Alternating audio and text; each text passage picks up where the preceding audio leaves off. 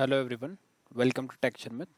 आज के सेशन में हम DB2SQL का एक और फंक्शन कवर करेंगे जो है रिपीट। ये भी एक स्ट्रिंग फंक्शन है। ये फंक्शन क्या करता है, जब भी हम इसमें कोई आर्ग्यूमेंट पास करते हैं, ये एक्चुअल में दो आर्ग्यूमेंट रिसीव करता है, पहला स्ट्रिंग और दूसरा नंबर ऑफ रिपीटिशन। ठीक है, तो हम इसमें क्या कर सकते हैं, इस फंक्शन की हेल्प से सपोज आपके पास कोई एक स्ट्रिंग है जिसको आप नंबर ऑफ टाइम्स रिपीट करना चाहते हो। ठीक है, तो उस केस में आप क्या करोगे, इस फंक्शन का यूज़ करोगे। अब इसको यूज़ कैसे करना है, उसके लिए दो वे हैं। एक हम एसक्यूएल आरपीजीएल के थ्रू यूज़ कर सकते हैं और दूसरा हम हमारे नॉर्मल जो क्वेरी होती है वहाँ यूज़ कर सकते हैं। तो हम दोनों मेथड देखेंगे। तो अभी मैं आपको क्या दिखाऊंगा, एक प्रोग्राम दिखाता हूँ। यहाँ पे फंक्शन नेम से हमने बनाया हुआ है। इस प्रोग्राम में हमने क्या किया, सबसे पहले कांस्टेंट डिक्लेयर किया जो हम हर प्रोग्राम में रखते हैं, और इस कांस्टेंट को हम यूज़ करेंगे अपनी क्वेरी को वेरीफाई करने के लिए।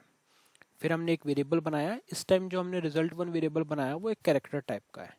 ठीक है, क्योंकि जो भी ये फंक्शन वैल्यू रिटर्न करेगा वो कुछ स्ट्रिंग होगी, तो हम उस स्ट्रिंग को यहाँ पे स्टोर कर लेंगे। तो मैंने कैरेक्टर 20 का रिजल्ट वन बना दिया।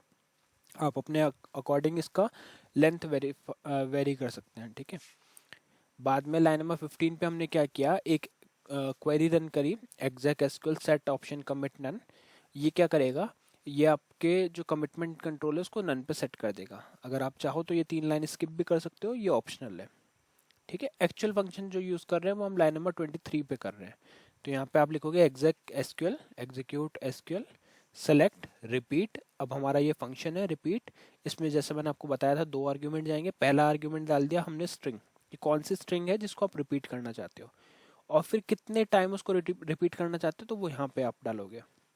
तो यहाँ मैंने मेंशन किया 3 टाइम्स, तो मैं क्या करूँगा, इस वैल्यू को 3 टाइम रिपीट करके होस्ट वेरिएबल रिजल्ट वन में स्टोर कर दूंगा।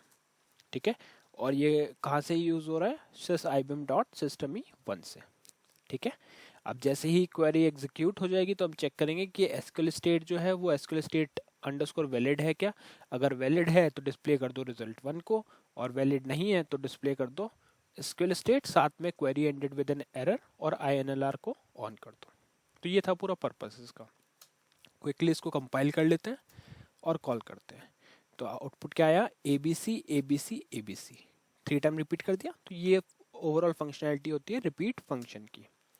सेम चीज अगर आप नॉर्मल क्वेरी पे रन करना चाहते हो तो भी कर सकते हो। यहाँ पे देख रहे हो, सेलेक्ट रिपीट ABC 10 टाइम्स, तो यहाँ पे मैंने 10 टाइम्स किया है from sys ibm dot system ही। अगर आप चाहो तो एक एलियास नेम दे सकते हो, जैसे मैंने यहाँ पे दिया ये एज रिपीटेड वैल्यूज, एंटरेट किया तो ये देखो रिपीटेड वैल्यूज एलियास आ गया, और इसने ABC को 10 टाइम रिपीट कर दिया। जरूरी नहीं है हम हर बार ABC लें, आप चाहो तो यहाँ कुछ और वैल्यू दे सकते हो, जैसे मैं यहाँ पे देता हूँ XYZ।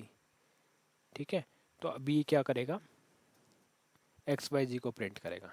इस तरह से ये वर्क करता है। ठीक है, तो आई होप ये टॉपिक आपको क्लियर हुआ होगा। नेक्स्ट सेशन में बाकी टॉपिक डिस्कस करेंगे। So thank you for watching tech Sharmit.